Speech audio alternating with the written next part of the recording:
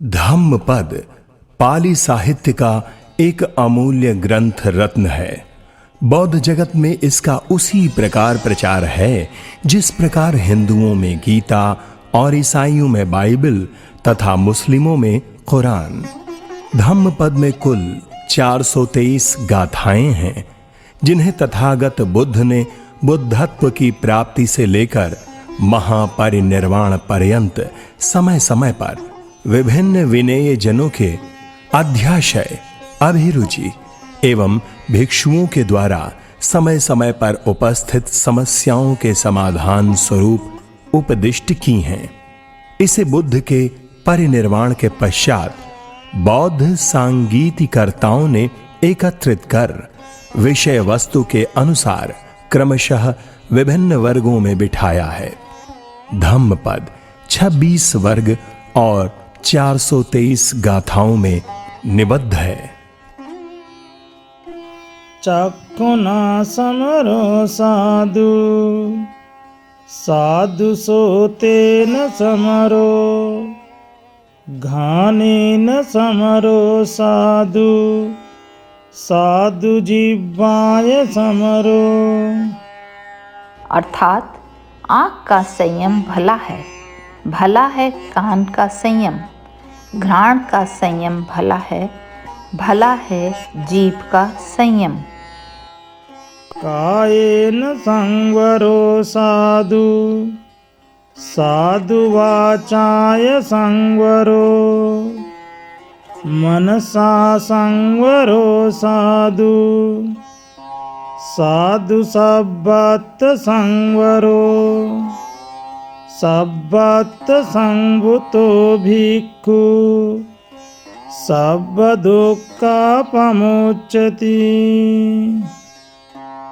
अर्थात शरीर का संयम भला है वचन का संयम, मन का संयम भला है सर्वत्र इंद्रियों का संयम। सर्वत्र संयम युक्त भिक्षु सारे दुखों से मुक्त हो जाता है। हस्त संयतो पाद संयतो वाचा संयतो संयतोत्तमो अज्जतरतो समाहितो एको संतुषितो तमाहु भिक्खुं। अर्थात जिसके हाथ, पैर और वचन में संयम है, जो उत्तम संयमी है, जो घट के भीतर अध्यात्म रत समाधि युक्त अकेला और संतुष्ट है, उसे भिक्षु कहते हैं।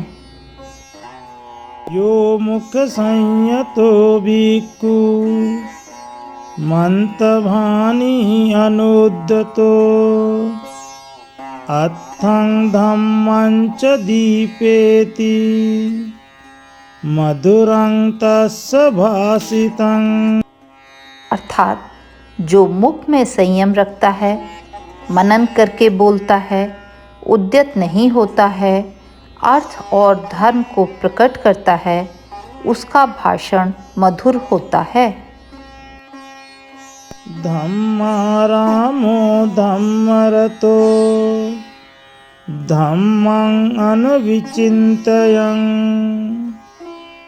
धम्मं अनुसरन् भिक्खु सद्धम्मान परिहायति।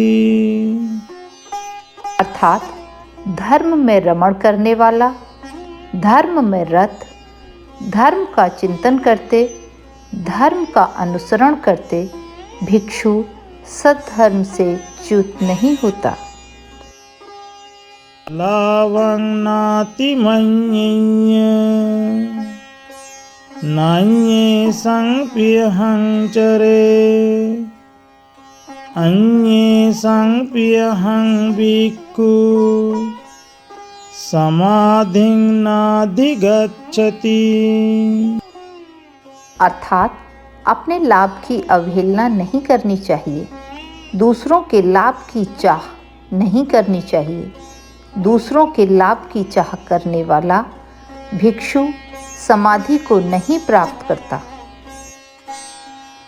अपलाभोऽपि चे भिक्खु सलाभं नातिमन्यति तं वेदेवापसंसन्ति शुद्धा जीवं अतिन्दितं। अर्थात चाहे अल्प ही लाभ हो, जो शुद्ध जीविका वाला और आलस्य रहित भिक्षु अपने लाभ की अवहेलना नहीं करता है, उसकी देवता प्रशंसा करते हैं। सब्बसो नाम रूपमस्मिन् यस्य नास्ति ममायितं असता च न शोचति सबे भिक्खुति उच्यते।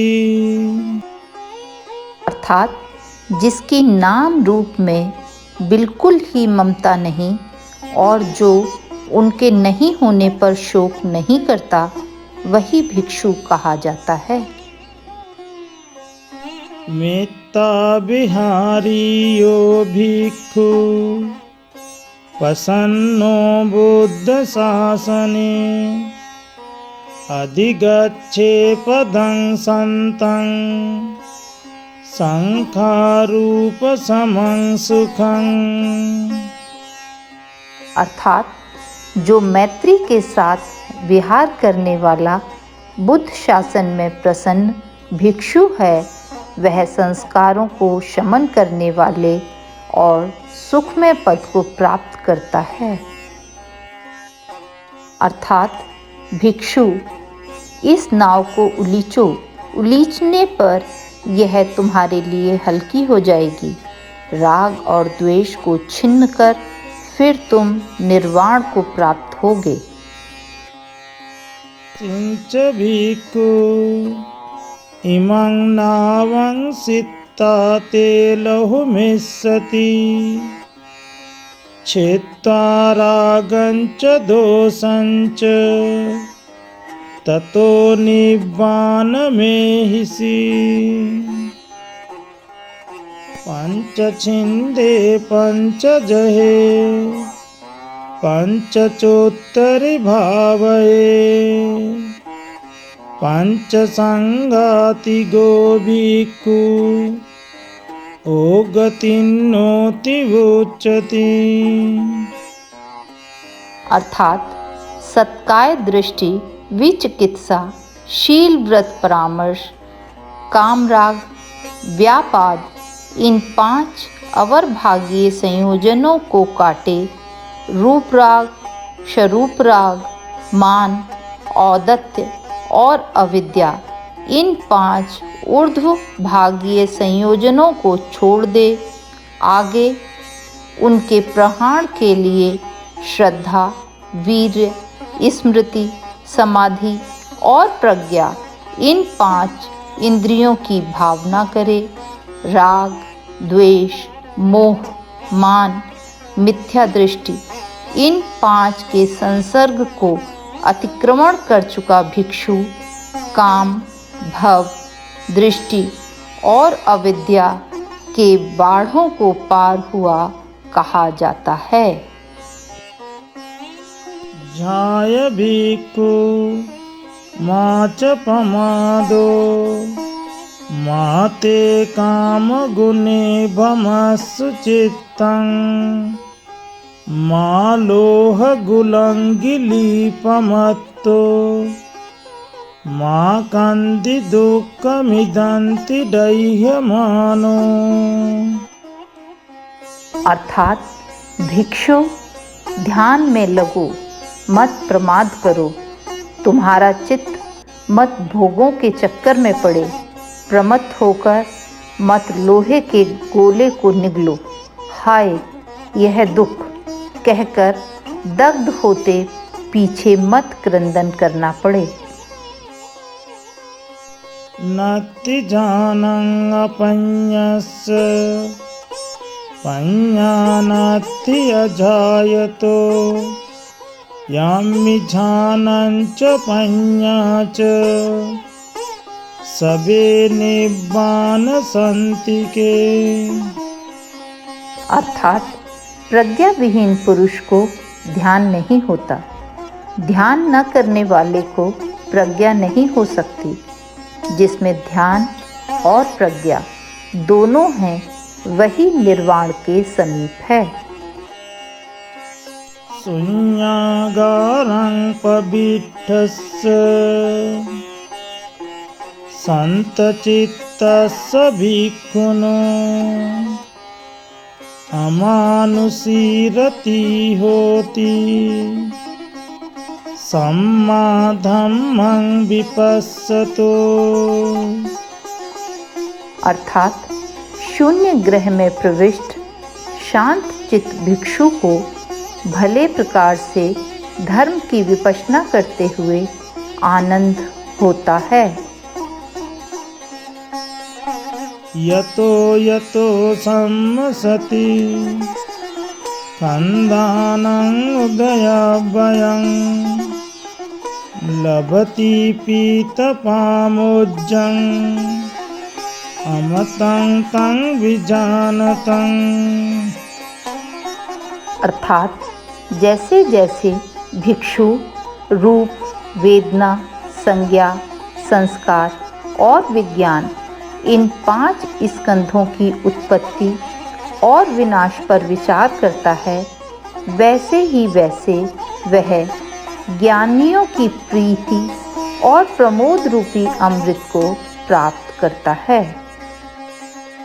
तत्रायमादि भवति इदपඤ्ඤस्य भिक्खुनो इन्द्रियगुत्ति संतुष्टि पातिमोक्खे च संवरो मित्ते भजस्व कल्याणे शुद्धा जीवे अतिन्दिते।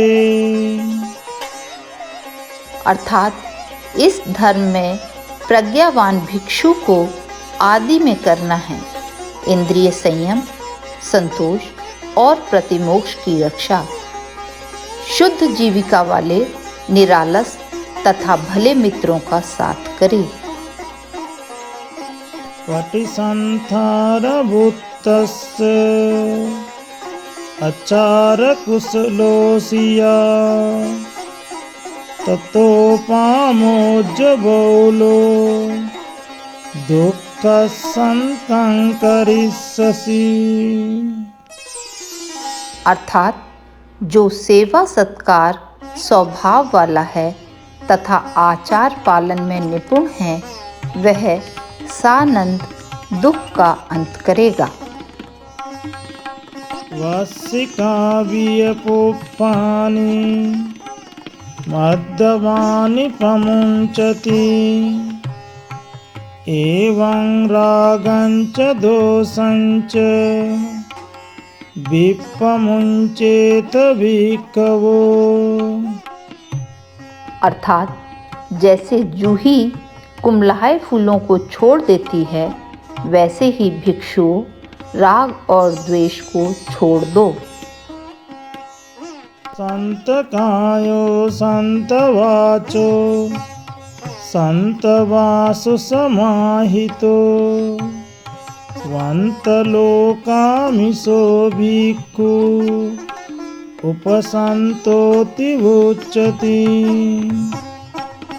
अर्थात शरीर और वचन से शांत, भली प्रकार समाधि युक्त, शांति रहित तथा लोगों के अमिष को वमन कर दिए हुए भिक्षु को उपशांत कहा जाता है। आत्तना चोदयत्तानं पटिमासे अत्तमत्तना सो अत्तगुत्तो सतिमा सुखं भिक्खु व्याहिसी। अर्थात मनुष्य अपने ही आप को प्रेरित करेगा, अपने ही आप को संलग्न करेगा, वह अपने द्वारा रक्षित स्मृतिमान भिक्षु सुख से विहार करेगा। ताहि अत्तनो नाथो अत्ताहि अत्तनो गति तस्मा संयमयत्तानं असंभद्रं भवानि जो। अर्थात मनुष्य अपना स्वामी आप है, अपने ही अपनी गति है, इसलिए अपने को संयमी बनाए, जैसे कि सुंदर घोड़े को बनिया संयत करता है।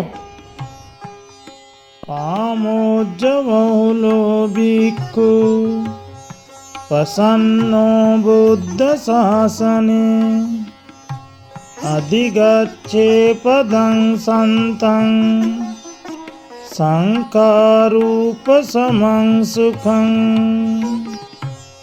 अर्थात बुद्ध शासन में प्रसन्न बहुत प्रमोद युक्त भिक्षु संसार को उपशमन करने वाले सुख में शांत पद को प्राप्त करता है। यो हवेदहरो भिक्खु उञ्जति बुद्ध शासने सो इमं लोकं पवासेति अव्वामुत्तो वचन्दिमा। अर्थात जो अल्पवयस्क भिक्षु बुद्ध शासन में संलग्न होता है वह मेघ से युक्त चंद्रमा की भांति इस लोक को प्रकाशित करता है। तथागत से यही प्रार्थना है कि जो भी इस धम्म पद को सुने उनमें अनित्यता और अनात्मता आदि का बोध हो और अंततोगत्वा वे बुद्धत्व को प्राप्त हों। ये संसार ये आर्य जनों से सदा भरा रहे तथा आध्यात्म सद्बुद्धि को प्राप्त करे। संसार सुखमय एवं शांतिमय हो, यही मंगल कामना है। साधु साधु साधु।